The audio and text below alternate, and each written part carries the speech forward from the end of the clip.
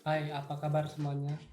Perkenalkan, kami dari kelompok 4 akan menjelaskan mengenai leasing syariah. Nah, apa sih leasing syariah itu? Yuk simak video berikut ini.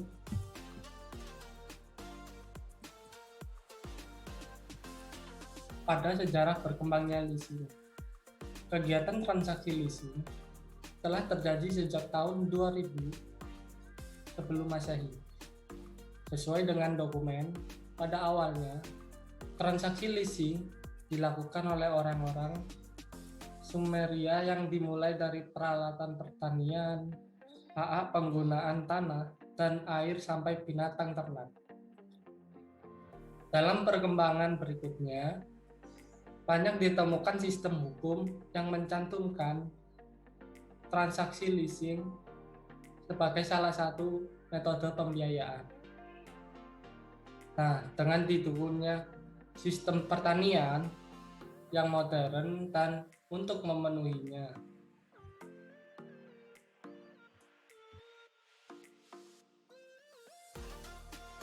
Pengertian leasing. Leasing merupakan suatu akad untuk menyewa suatu barang atau peralatan modal untuk digunakan pada proses produksi dalam kurun waktu tertentu. Nah, kegiatan leasing ini ada dua kategori global, sebagaimana yang dijelaskan dalam Keputusan Menteri Keuangan Nomor 1169 KMK-01 1991, yaitu operasi ini terdapat ada dua, yaitu operational lease dan juga financial lease, di mana operational lease merupakan suatu proses menyewa suatu barang untuk mendapatkan hanya manfaat barangnya saja yang disewa. Nah, di sini tidak terjadi pemindahan kepemilikan atau transfer of title asset, baik di awal periode maupun di akhir periode sewa. Nah, untuk yang kedua, adapun finansialis. Apa sih finansialis itu? Finansialis merupakan suatu bentuk sewa di mana di akhir periode sewa diberikan pilihan untuk membeli atau tidak membeli barang yang disewakan. Berarti ada dua pilihan kan? Yang pertama, jika di mana akhir sewa pihak penyewa itu tidak dapat melunasi sewanya, barang tersebut tetap menjadi milik pembeli sewa atau perusahaan leasing. Nah, apa sih akad yang timbul? Akad di sini yang timbul yaitu akad dianggap sebagai akad sewa saja. Yang kedua, sedangkan jika pada masa akhir sewa, pihak penyewa dapat melunasi angsurannya, maka barang tersebut menjadi milik penyewa. Intinya, dalam financial lease tersebut timbul dua akad, yaitu sewa dan akad beli, di mana bisa disebut sewa beli. Nah, dalam financial lease syariah itu bisa disebut ijarah muntahiyah bitamlik atau biasa disingkat dengan IMBT. Nah, adapun dasar hukum di Indonesia. Yang pertama, yaitu Fatwa DSN nomor 27 garis miring DSN MUI 3 2002 tentang Al-Ijarah Al-Muntahiyah di Al-Tamlik atau biasa disebut dengan sewa beli. Lalu yang kedua terdapat Badan Pengawas Pasar Modal dan Lembaga Keuangan atau BAPEPAM pada Senin 10 Desember 2007 menerbitkan dua peraturan tentang leasing syariah. Yang pertama, Peraturan Ketua BAPEPAM LK nomor per 03 strip PL strip 200 2007 tentang kegiatan perusahaan pembiayaan berdasarkan prinsip syariah. Yang kedua yaitu terdapat Peraturan Ketua BAPEPAM LK nomor per 04 garis miring PL garis miring 2007 tentang akad-akad yang digunakan dalam kegiatan perusahaan pembiayaan berdasarkan prinsip syariah. Pihak-pihak yang terlibat dalam leasing syariah. Nah, di sini sama dengan leasing konvensional, yaitu ada lessor, di mana lessor adalah pihak yang merupakan perusahaan leasing yang membiayai pengadaan barang-barang modal untuk nasabahnya. Yang kedua, ada leaser. Leaser adalah nasabah dari lessor yang mengajukan permohonan leasing demi mendapatkan pengadaan barang modal. Yang ketiga, ada supplier. Supplier adalah pihak pedagang yang menyediakan pengadaan barang untuk di-leasing sesuai dengan akad jual beli antara lessor dan juga lease. Di sini terdapat perbedaan antara konvensional dan syariah, yaitu ada asuransi, di mana asuransi merupakan pihak yang menanggung resiko dari perjanjian yang dibuat oleh lease dan lessor, di mana asuransi tidak melulu ada dalam dunia leasing, karena pihak ini ada jika lease memang membayar biaya lebih untuk asuransi dan untuk menjaga akan terjadinya kecelakaan dan juga hal-hal yang bisa merugikan pihak lease dan juga pihak lessor.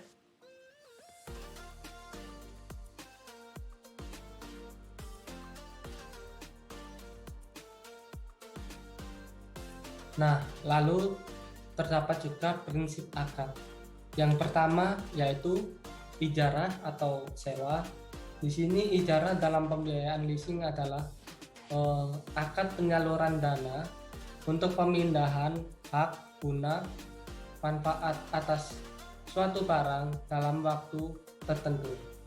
Dengan pembayaran sewa atau ujrah ini antara perusahaan pembiayaan sebagai pemberi sewa dengan penyewa tanpa diikuti pengalian kepemilikan barang itu sendiri. Lalu yang kedua, sewa diakhiri dengan beli atau biasa disebut ijarah muntahiyah bid at-tamlik. Nah, ijarah muntahiyah bid at-tamlik ini adalah akad penyaluran dana untuk pemindahan hak guna atas suatu barang dalam waktu tertentu. Dengan pembayaran sewa antara perusahaan pembiayaan sebagai pemberi sewa dengan penyewa disertai opsi pemindahan hak milik atas barang yang disewa kepada penyewa setelah selesai masalah sewa.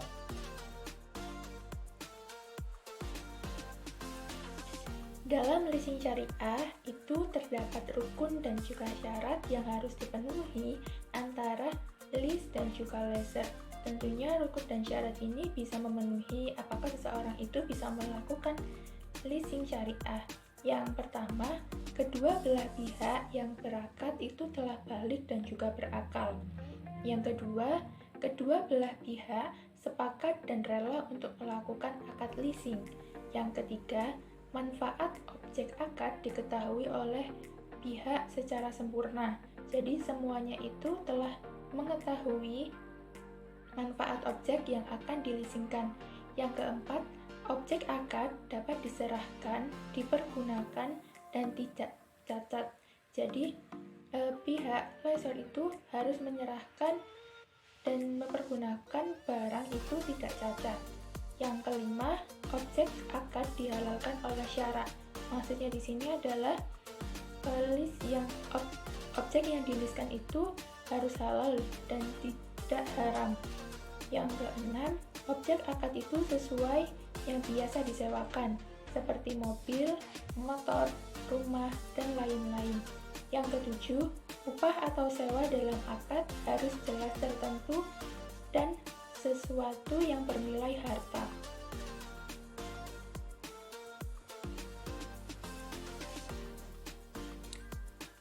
Nah, selanjutnya kita memasuki mekanisme leasing syariah. Nah, di sini IMBT atau ijarah muntahiyah bid at-tamlik setelah angsuran selesai sama halnya dengan bank syariah menjual barang dalam ijarah kepada nasabah. Barang yang disewakan statusnya menjadi resmi milik nasabah terkait. Karena itu, boleh dibilang perpindahan ini merupakan jual beli. Secara singkatnya, bank syariah membelikan terlebih dahulu suatu barang Lalu barang tersebut diangsur hingga lunas. Nah, setelah lunas, resmi menjadi milik nasabah. Tentunya sistem ini banyak diminati oleh para nasabah yang beragama Islam dan ingin mengikuti aturan ekonomi syariah. Nah, yang kedua kita lanjut ke ijarah. Dalam proses transaksi ijarah ini terjadi perpindahan manfaat barang dan jasa dari satu pihak ke pihak lain.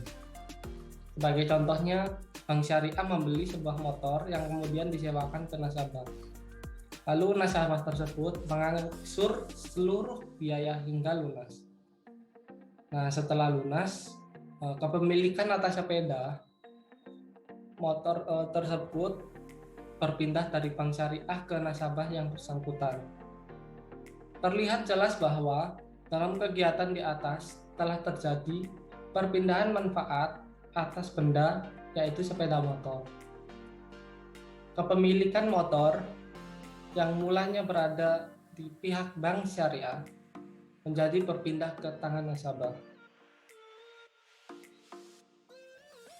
Nah, untuk mekanisme yang selanjutnya, adanya kesepakatan harga sewa.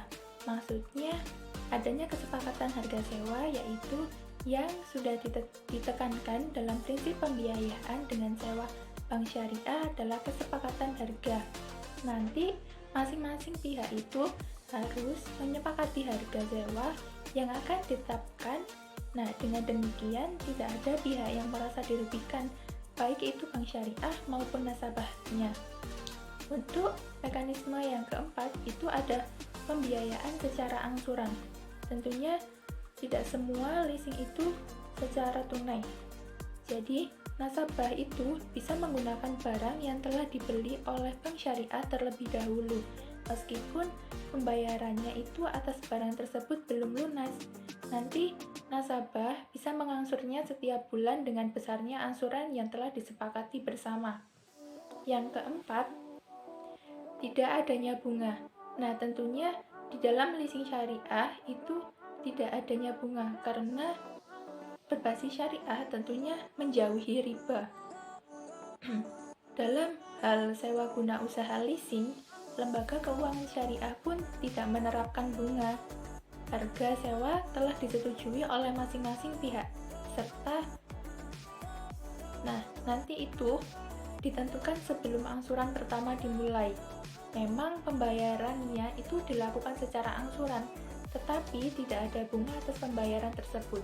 Jadi, di awal perjanjian sudah diterapkan berapa sih angsuran yang harus dipenuhi dan tidak ada bunga yang telah ditentukan. Nanti jadi tidak merugikan pihak lessor atau pihak penyedia karena berbasis syariah tentunya tidak ada bunga, maka akan menjauhi riba. Nah, di sini pasti teman-teman bingung antara mekanisme ijarah dan juga IMBT. Nah, perbedaannya adalah pada kepemilikan asetnya. Pada ijarah, kepemilikan aset saat jatuh tempo itu tidak ada perjanjian antara kedua belah pihak.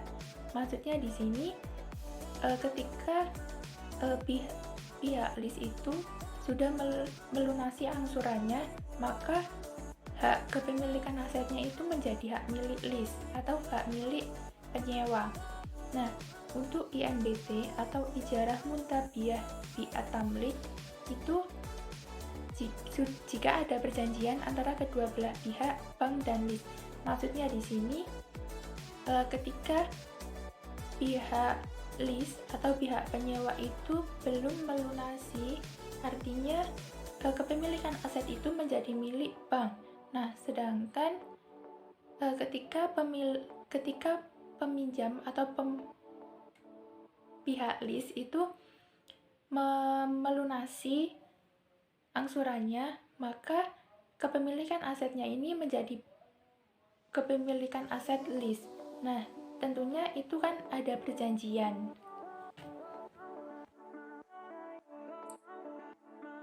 Oke, kita lanjut ke perusahaan. Yang pertama terdapat PT Alif atau Al-Ijarah Islamic Finance, yaitu merupakan anak perusahaan dari Bank Muamalat Indonesia. Didirikannya perusahaan tersebut dikarenakan berkembangnya lembaga keuangan syariah dan sektor real yang membutuhkan peran model pembiayaan dengan sistem ijarah. Produk dari Alif ini, yang pertama yaitu pembiayaan konsumer atau pembiayaan mobil baru atau mobil purna, pakai atau sepeda motor. Yang kedua, terdapat pembiayaan korporasi. Nah, untuk skema dari pembiayaan di Alif yaitu yang pertama terdapat murabahah, yang kedua terdapat ijarah, dan yang ketiga terdapat ijarah muntahiyah bitamalik. Lanjut ke FIF Syariah. Nah, pada PT Federal International Finance membuka layanan syariah yang dikenal dengan FIF Syariah dan memiliki cabang di seluruh Indonesia. FIF Syariah ini didirikan berdasarkan landasan hukum keputusan Menteri Keuangan. Produk dari FIF ini berupa produk NMC dan UMC yang dapat dibiayai dengan pembiayaan syariah hanya untuk reguler saja, sedangkan refinancing untuk saat ini belum bisa secara syariah. Lalu yang kedua terdapat juga produk elektronik. Nah, di sini electronic home appliance, furniture, komputer and gadget, dan produk lainnya.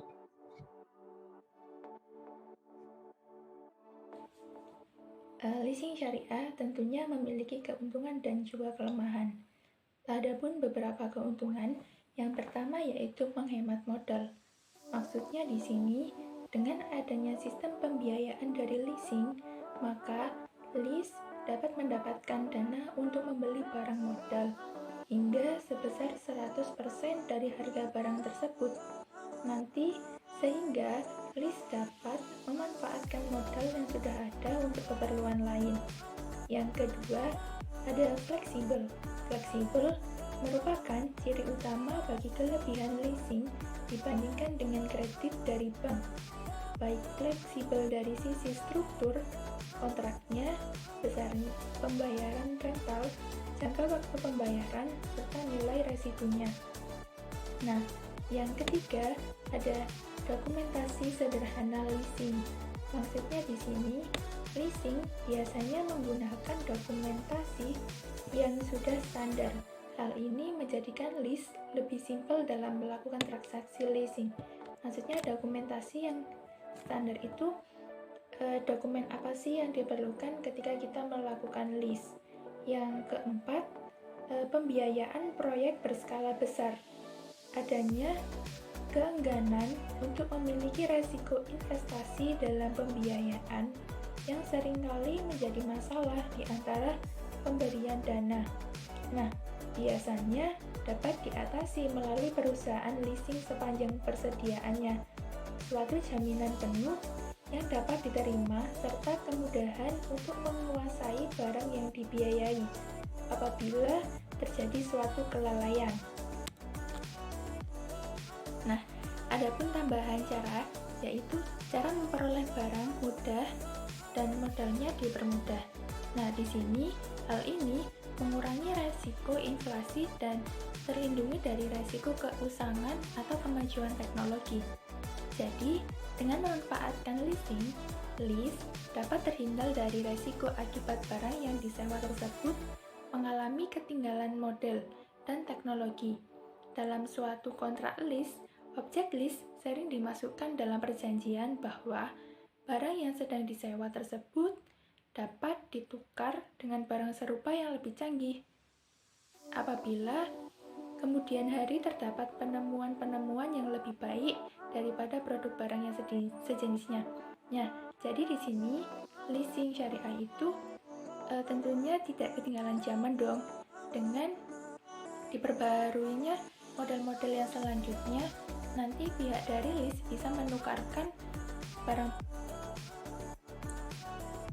Oke, selanjutnya kita lanjut ke kerugian leasing syariah. Nah, di sini leasing tidak menguntungkan dalam hal kelebihan uang tunai. Leasing menghilangkan kebanggaan pemilik.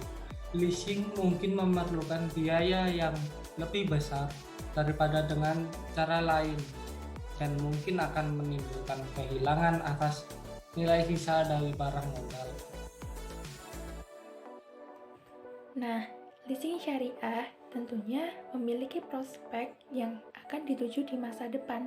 Yang pertama yaitu menciptakan iklim konduktif masyarakat untuk berkembang. Maksudnya di sini adalah menciptakan kesejahteraan masyarakat, membantu mendanai pihak minimum dana yang ingin memiliki usaha, maka nanti bisa melakukan sewa modal atau peralatan barang. Nah, nanti melalui akadnya itu bisa jadi dia masyarakat bisa memiliki barang tersebut atau hanya menyewa barang tersebut. Maka dengan hal ini masyarakat tersebut bisa menunjang kehidupannya. Contohnya dalam hal pertanian. Dengan adanya teknologi, maka hal ini akan mendukung konduktivitas iklim di masyarakat tersebut. Untuk yang kedua, ada meningkatkan kemampuan untuk perkembangan ekonomi. Maksudnya adalah dengan adanya leasing syariah yang artinya sewa peralatan atau barang modal itu bisa mendorong perkembangan perekonomian, yaitu misalnya dari sisi pertanian yang masih menggunakan alat tradisional, dengan adanya leasing mungkin bisa menyewa barang untuk menunjang pertanian. Dengan hal ini bisa mendorong perekonomian Indonesia dan juga bisa memajukan perekonomian Indonesia dari negara berkembang mungkin akan menjadi negara yang maju. Yang ketiga, yaitu menciptakan kemitraan yang menguntungkan. Apa sih maksudnya menciptakan kemitraan yang menguntungkan? Maksudnya di sini adalah bukan keuntungan riba atau keuntungan untuk mencari riba, karena perusahaan leasing syariah itu tidak mencari riba loh. Nah, jadi maksudnya adalah kemitraan yang dimaksud merupakan kerjasama antara usaha kecil dan juga menengah, atau dengan usaha besar disertai pembinaan dan pengembangan oleh usaha menengah atau usaha besar dengan prinsip saling memerlukan atau saling gotong royong, dan diantaranya ini harus saling memperkuat. Nah, berikut seperti ini sistem pembiayaan leasing di perbankan syariah. Nah, kelompok kami mengambil jurnal dari beberapa jurnal, yaitu dengan judul Menakar Transaksi Leasing dalam Tinjauan Hukum Ekonomi Syariah, yaitu dari evaluate@https://journal.sti@asj.ac.id. Oke, kita lanjut ke leasing dalam perspektif fatwa Dewan Pengawas Syariah Majelis Ulama Indonesia. Secara abstraknya, perusahaan leasing populer di Indonesia sebagai perusahaan sewa guna usaha. Kegiatan usahanya bergerak di bidang pembiayaan untuk keperluan barang-barang modal yang diinginkan oleh lease. Perusahaan leasing akan memberikan fasilitas persewaan barang dan atau pembelian barang leasing secara kredit kepada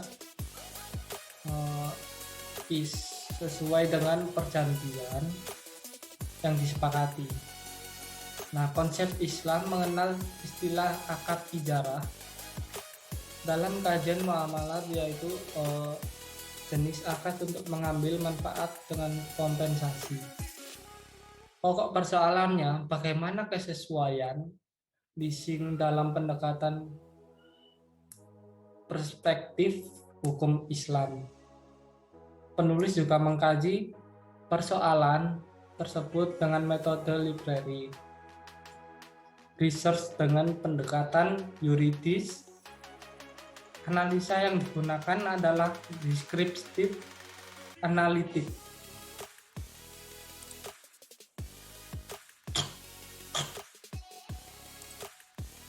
Dan kesimpulannya, menurut jenisnya, leasing yang tergolong dalam operating lease tidak ada pertentangan dengan prinsip ijarah. Namun, dalam finance lease terdapat unsur ngahar yang terjadi, yaitu ketidakjelasan akad di akhir pembayaran renter, yang termasuk ke dalam ngahar dan dilarang oleh syariat Islam. Bagi yang beranggapan finance case itu haram karena tergolong safahatin fil safah, maka solusi untuk menghilangkan kahar dalam finance lease dilakukan dengan akad IMBT, yaitu hak opsinya diganti dengan watch di awal kontrak. Watch tersebut adalah janji leaser kepada lease untuk menggibahkan atau menjualnya dengan catatan harga sewa atau harga jual sudah disepakati di awal kontrak. Jadi, sekian presentasi dari leasing syariah. Apabila teman-teman memiliki pertanyaan, bisa dilakukan di Zoom selanjutnya. Mungkin dari kami, mohon maaf apabila ada salah kata ataupun ucapan yang kurang mengenakan. Terima kasih atas perhatiannya. Wassalamualaikum warahmatullahi wabarakatuh.